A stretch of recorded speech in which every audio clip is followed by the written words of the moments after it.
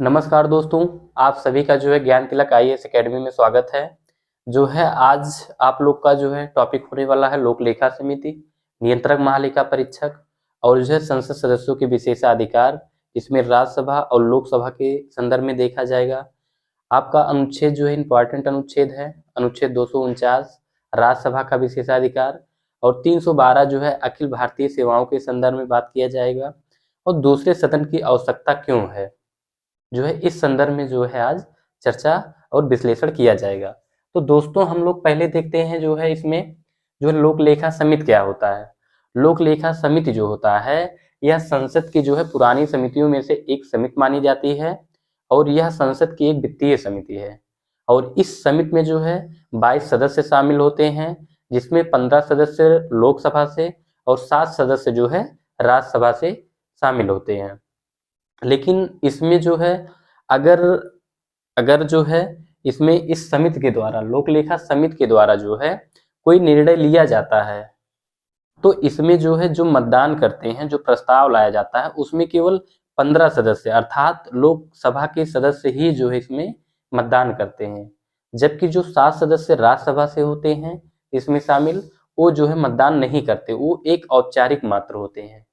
अर्थात निर्णय भागीदारी जो होती है वो लोकसभा सदस्यों की होती है। और जो लोक लेखा समिति के अध्यक्ष होते हैं इनकी नियुक्ति जो है लोकसभा के अध्यक्ष द्वारा किया जाता है और लोक लेखा समिति का कार्य होता है कि जो है संचित निधि से विनियोग विधेयक से कितना पैसा जो है निकाला गया है, कितना नहीं निकाला गया है, और साथ ही साथ जो है नियंत्रक महालेखा जो परीक्षक होते हैं उनकी रिपोर्ट की जांच करना है। तो इसको हम जो है देख लेते हैं। जैसे क्या है ये लोक लेखा समिति, इसे जो है पब्लिक अकाउंट कमेटी भी कहा जाता है इंग्लिश में। और जो है ये क्या है, एक पुरानी समितियों में एक समिति है, पुरानी समितियों में संसद की एक वित्तीय समिति है, संसद की वित्तीय एवं अस्थायी समिति,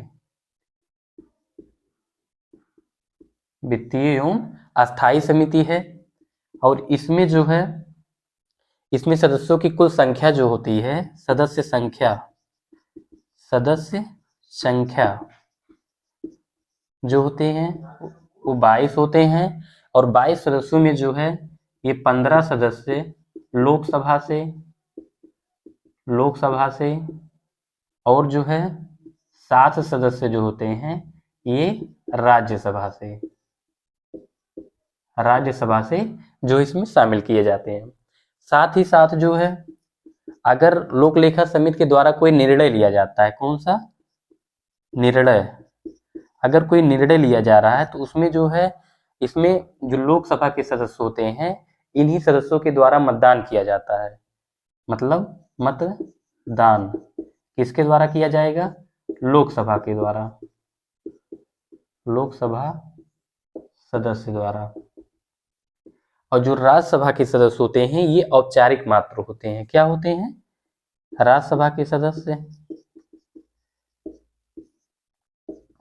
सभा के सदस्य औपचारिक मात्र होते हैं, औपचारिक मात्र। इनकी निर्णय में जो है विशेष भागीदारी नहीं होती है। लेकिन जो है फिर इसके बाद अगर देखा जाएगा तो इसकी नियुक्ति, मतलब इसके जो अध्यक्ष होते हैं लोक लेखा समिति के, इसके अध्यक्ष की नियुक्ति जो है लोकसभा अध्यक्ष द्वारा किया जाता है, लोकसभा अध्यक्ष द्वारा जो है किया जाता है। और लोकसभा अध्यक्ष द्वारा तो किया जाता है, लेकिन किस व्यक्ति को नियुक्त किया जाता है, जो लोक लेखा समिति का जो है अध्यक्ष होता है वो विशेषकर जो है विपक्ष पार्टियों के सदस्य को ही जो है इसमें शामिल किया जाता है। कौन से होते हैं, अध्यक्ष जो होते हैं विपक्षी सदस्य होते हैं, विपक्षी सदस्यों को ही अध्यक्ष बना दिया जाता है। लेकिन इनका कार्य क्या होता है, इनका कार्य होता है कि जो है संचित निधि से कितना पैसा निकाला गया है, कितना नहीं। संचित निधि से कितना पैसा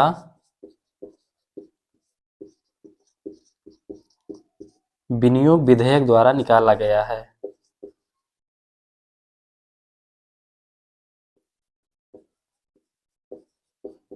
विनियोग विधेयक द्वारा निकाला गया है, ठीक। और कितना नहीं निकाला गया इसकी जांच करना, साथ ही साथ जो है CAG, CAG CAG comptroller editor जो है जनरल, इसकी रिपोर्ट की जांच करना, इसकी रिपोर्ट की जांच करना।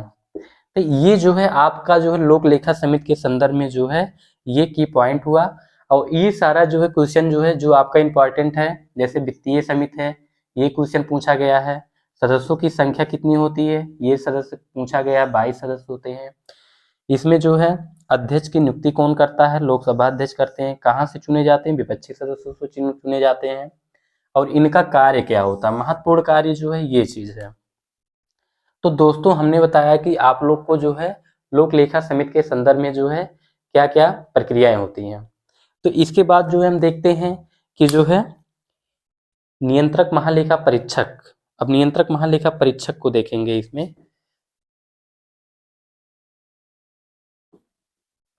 नियंत्रक महालेखा परीक्षक अनुच्छेद 148 के अंतर्गत जो है संविधान में प्रावधान किया गया है।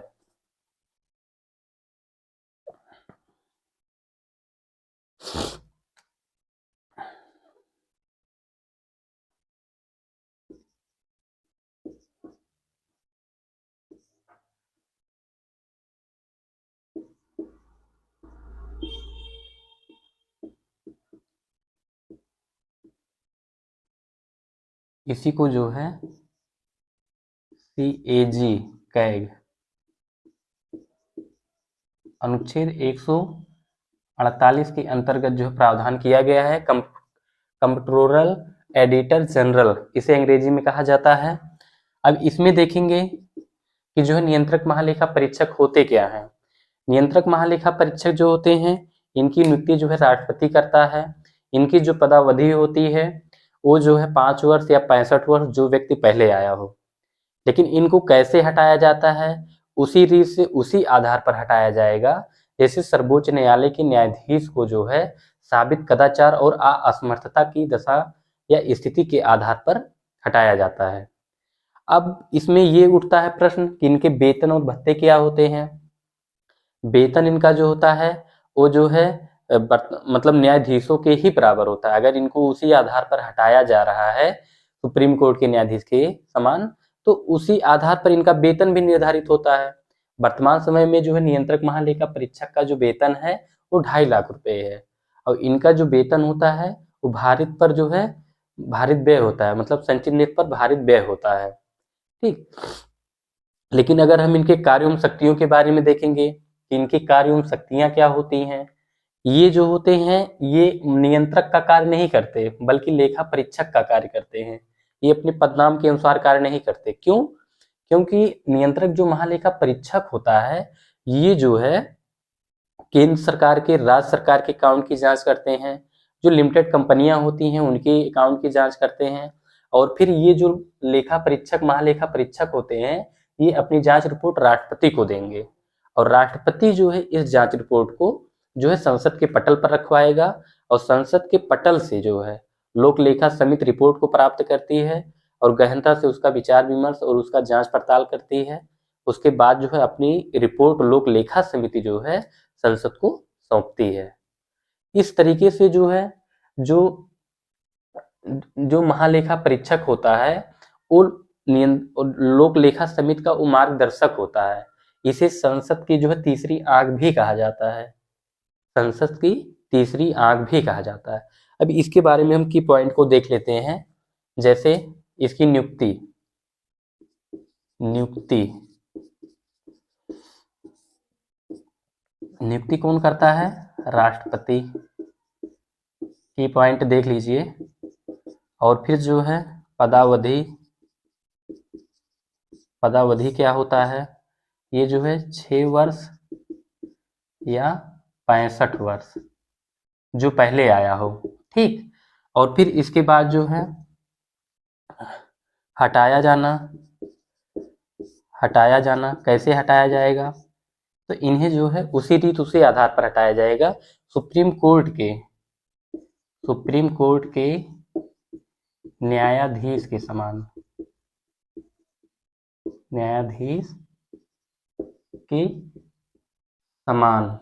अर्थात जो है साबित कदाचार और असमर्थता के आधार पर।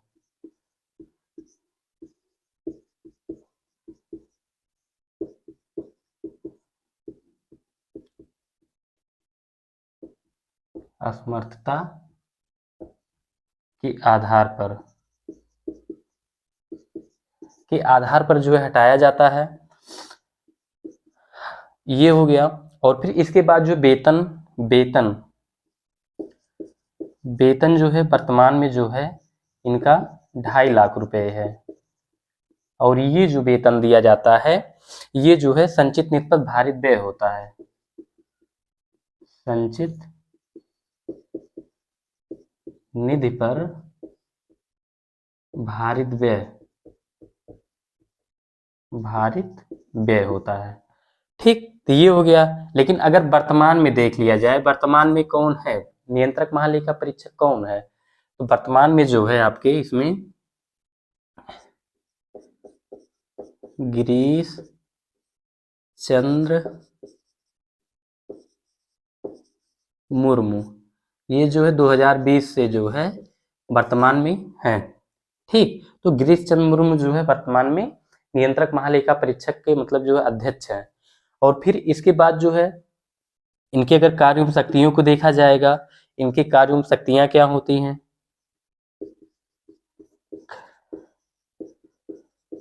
कार्य एवं शक्तियां। अब इनके कार्य एवं शक्तियों में जो है जैसे केंद्र हो गया, राज्य हो गया और लिमिटेड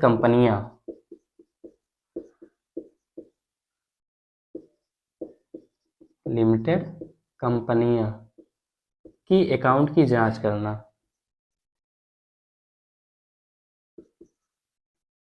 के अकाउंट की जांच करना।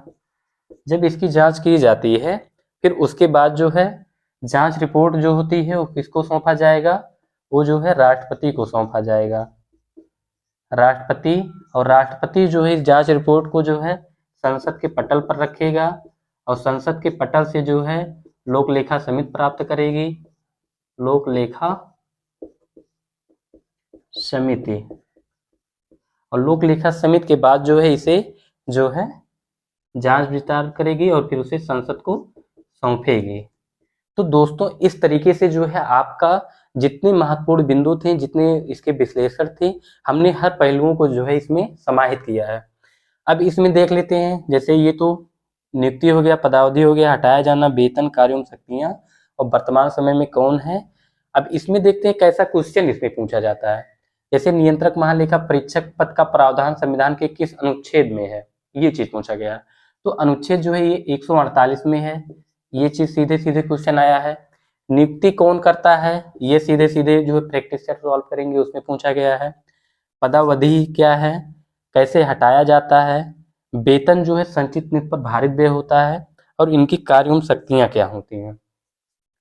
तो इससे संबंधित जितने महत्वपूर्ण पहलू थे हमने हर एंगल से जो है इसको देखने का प्रयास किया है। अब इसके बाद जो है हम देखते हैं जो है इसमें विशेषाधिकार में जो है विशेषाधिकार देखेंगे। अब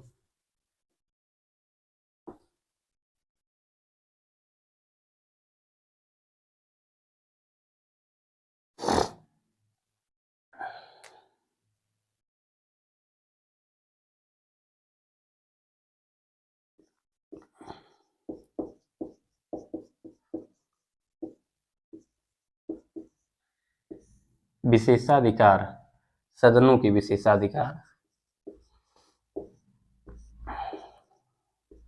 सदनों का विशेषाधिकार, इसमें जो है दो होते हैं, दो अब 2 में जो है इसमें एक लोकसभा होगा, लोकसभा, और ये राज्यसभा, राज्यसभा। अब राज्यसभा का विशेषाधिकार और जो है ये लोकसभा का विशेषाधिकार वित्तीय मामलों में जो है अधिक होता है, और राज्यसभा का विशेषाधिकार 2 होता है। इसमें हम 2 पढ़ाएंगे। एक अनुच्छेद 249, बार बार पेपर में क्वेश्चन पूछा गया है, और अनुच्छेद 312। अब दोस्तों हम इसमें चलते हैं कि जैसे सदनों का विशेषाधिकार, अब लोकसभा का विशेषाधिकार, जैसे अगर अधिकांश मामलों में देखा जाएगा तो दोनों सदनों का जो विशेषाधिकार है वो जो है, या शक्तियां जो हैं वो बराबर हैं। लेकिन अगर लोकसभा के संदर्भ में देखा जाएगा कि लोकसभा का क्या विशेषाधिकार है, अगर देखा जाएगा बजट हो गया, बजट को ही लोकसभा में रखा जाता है, या अनुदान की जो मांग होती है उसे ही लोकसभा में रखा जाता है। धन विधेयक को जो है लोकसभा में राष्ट्रपति के पूर्व अनुमति से ही रखा जाता है। ठीक, तो ये वित्त से संबंधित जितने मामले हैं वो लोकसभा से, और लोकसभा जो होता है धन विधेयक के संदर्भ में डिक्टेटर तो होता ही है। तो दोस्तों इस तरीके से अधिकांश मामलों में लोकसभा जो है क्या होता है, इसके पास विशेषाधिकार होती हैं। लेकिन अनुच्छेद और राज्यसभा के पास क्या विशेषाधिकार है? हमारा अनुच्छेद 312 कहता है कि जो है, जो जैसे ये कहा गया है इसमें कि राज्य सूची के विषय पर कानून बनाने का अधिकार जो है राज्य सरकार को प्राप्त है। लेकिन अगर कोई कानून केंद्रीय महत्व का हो जाता है, मान लेते हैं राज्य सूची का कोई विषय है और उस पर कानून बनाना जो है केंद्र सरकार के लिए जो है आवश्यक हो जाता है, तो केंद्र सरकार राज्य सरकार के विषय पर कानून तभी बना सकती है जब राज्य सरकार जो है उसे विशेष बहुमत से प्रस्ताव को पारित कर दे। जैसे मान लेते हैं कृषि से संबंधित कोई कानून बनाना है, तो जो लोकसभा है, मान लेते हैं वर्तमान में मोदी जी हैं, कोई कानून कृषि से संबंधित बनाना चाहते हैं, तो वो तभी बना सकते हैं जब योगी जी की सरकार, योगी जी के नेतृत्व वाली सरकार जो है जो विशेष बहुमत से प्रस्ताव को पारित कर दे, तभी मोदी जी के नेतृत्व वाली मंत्रिपरिषद द्वारा जो है सदस्य द्वारा कानून का निर्माण किया जा सकता है। तो ये तो अनुच्छेद 249 हुआ। और 312, अनुच्छेद 312 में ये कहा गया है अखिल भारतीय सेवाओं का निर्माण। इसमें क्या है? अखिल भारतीय सेवाएं, अखिल भारतीय सेवाएं, ठीक, ये चीज है। और केंद्र को कानून बनाने हेतु, कानून बनाने हेतु केंद्र को प्राधिकृत करना, केंद्र को प्राधिकृत करना राज्य द्वारा, ये हो गया। और अनुच्छेद, और ये जो है 1966 में वन सेवा, अखिल भारतीय वन सेवा का गठन किया गया था, अखिल भारतीय वन सेवा का।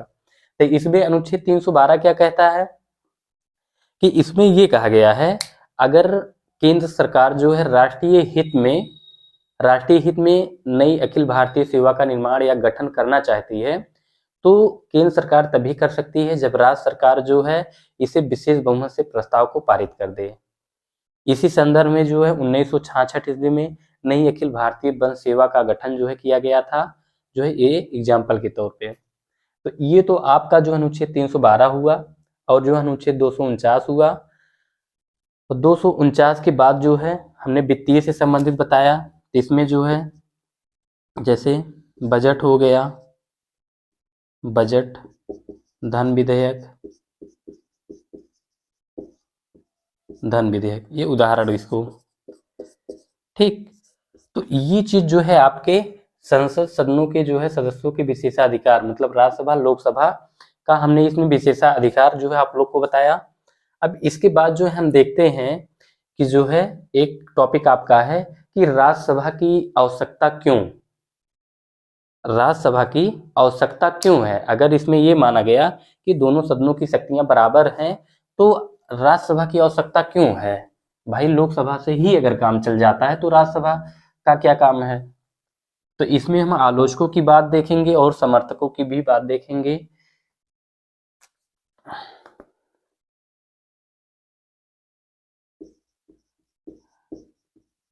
राज्यसभा की आवश्यकता,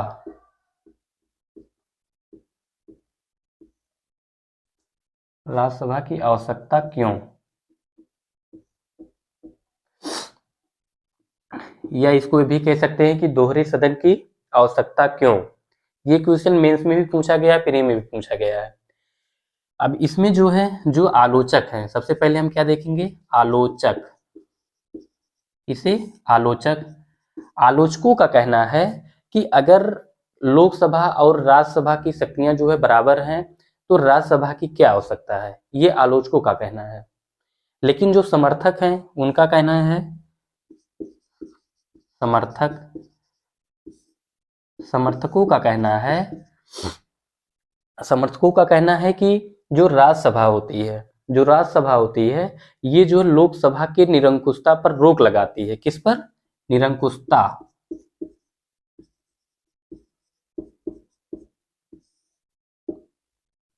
निरंकुशता पर रोक लगाती है।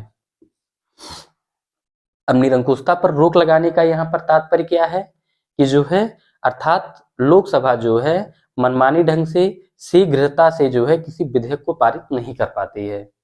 ठीक, तो ये चीज हो गया आपका ये पहला पॉइंट, निरंकुशता पर रोक लगाती है अर्थात जो है लोकसभा मनमानी पूर्ण से या जो है शीघ्रता से किसी विधेयक को पारित नहीं कर पाती, उस पर विचार विमर्श किया जाता है। और फिर दूसरा पॉइंट ये है सॉरी, समर्थकों का कहना है कि जो है राज्यसभा के जो सदस्य होते हैं वो जो है योग्य होते हैं। क्या होते हैं, योग्य। अब जब राज्यसभा के सदस्य योग्य होते हैं तो वे गहनता से जो है विधेयक के संदर्भ में गहनता से विचार विमर्श करते हैं और फिर जो है उसे मतलब क्या है कि उसे पारित करने में जो है विलंब कर सकते हैं, उस पर विचार विमर्श करते हैं कि क्या ये विधेयक का निर्माण जो किया गया है ये उचित है, अनुचित है, क्या है, कैसे है। तो इसमें ये चीज समर्थकों के द्वारा कहा गया योग्य है। और आपका जो है इसमें तीसरा पॉइंट क्या है, तीसरा पॉइंट इसमें ये है कि जो है कि संघीय देशों वाले, इसमें ये कहा गया कि जो राज्यसभा होती है वो राज्यों का प्रतिनिधित्व करती है और लोकसभा जनता का प्रतिनिधित्व करते हैं। इसमें किसका बात आ गया, प्रतिनिधित्व, राज्य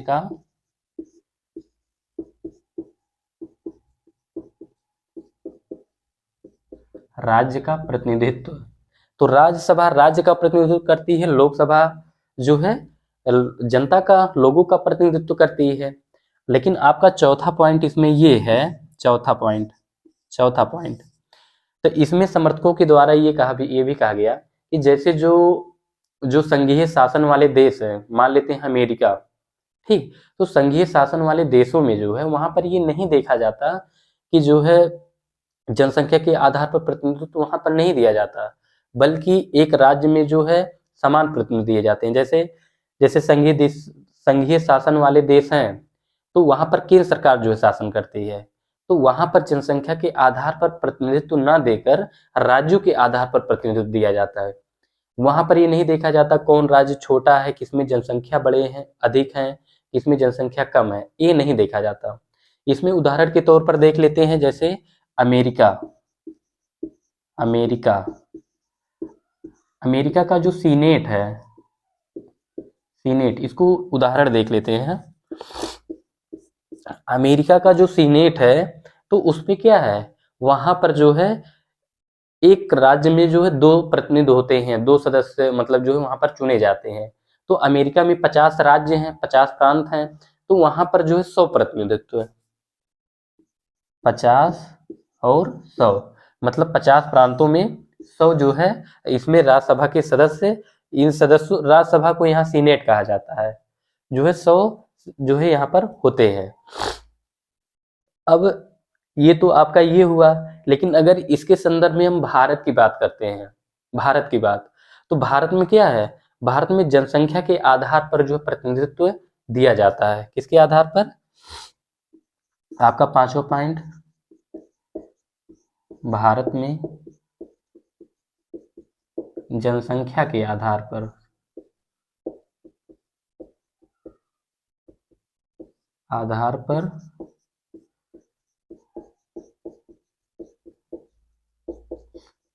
जनसंख्या के आधार पर जो है भारत में प्रतिनिधित्व दिया जाता है। इसमें हम एग्जाम्पल देखते हैं, जैसे उत्तर प्रदेश है, उत्तर प्रदेश में जो है अधिक जनसंख्या, सबसे अधिक जनसंख्या उत्तर प्रदेश में निवास करती है। तो यहाँ पर जो है जो राज्यसभा के सदस्यों की संख्या होगी सबसे ज्यादा होगी। क्यों? क्योंकि यहाँ पर जनसंख्या अधिक है। लेकिन अगर हम मिजोरम की बात करते हैं, मिजोरम में जनसंख्या कम है, तो वहां पर जो है उसी अनुरूप में, उसी अनुपात में जो है राज्यसभा के सदस्य वहां से जो है चुने जाएंगे। तो ये रहा दोस्तों आप लोग का जो है आप लोग का ये कंप्लीट हुआ। हमने एग्जाम्पल भी दे दिया कि उत्तर प्रदेश हो गया और मिजोरम का दे दिया। मिजोरम यहाँ पर क्या है, जनसंख्या कम है, जनसंख्या कम है, और यहाँ पर क्या है, अधिक है। तो ये जो है राज्यसभा की आवश्यकता क्यों, इसके संदर्भ में हमने जो है सारी बातें की आप लोग के सामने। तो दोस्तों हम यहीं पर जो है खत्म करते हैं। अब आपका जो है कल नेक्स्ट क्लास जो है हम स्टार्ट करेंगे, उसमें जो है संसद की प्रक्रिया को देखेंगे, जिसमें प्रश्नकाल, शून्यकाल जैसे महत्वपूर्ण जो है बिंदुओं को जो है विश्लेषण करेंगे। धन्यवाद।